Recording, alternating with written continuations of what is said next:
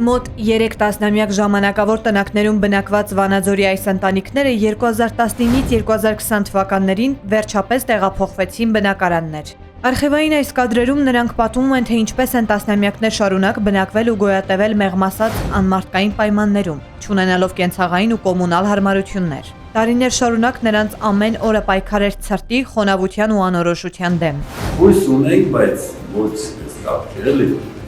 ասենք, որը 30 տարի ամեն 30 տարի շատ հնարավոր դառնալ 60 տարի օրինակ,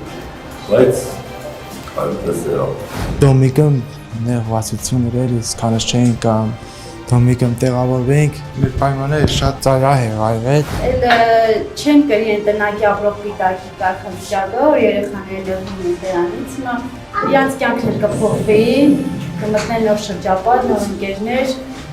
չեն զգա իրանց ընդգճված, ոնց որ ասենք ընդեղ էինք ապրում, երեխաները շատ նեղվում էին։ Բնակարանները Վանաձորի բազմազավակ 5 ընտանիքի 2019-ից 2020 թվականներին նվիրել էր ազգային բարերար Սամվել Կարապետյանն ու Կարապետյան ընտանիքը։ Սա նրանց հերթական բարեգործական ծրագիրն էր ուղղված սոցիալապես անապահով եւ բազմազավակ ընտանիքների բնակարանային խնդիրների լուծմանը։ Շատ շնորհակալ եմ իրանց,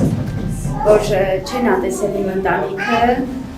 նկատել են իմ բազմազավակ ընտանիքը, իմ երեխաներին ու մեծ օգնություն են արել մեզ համար։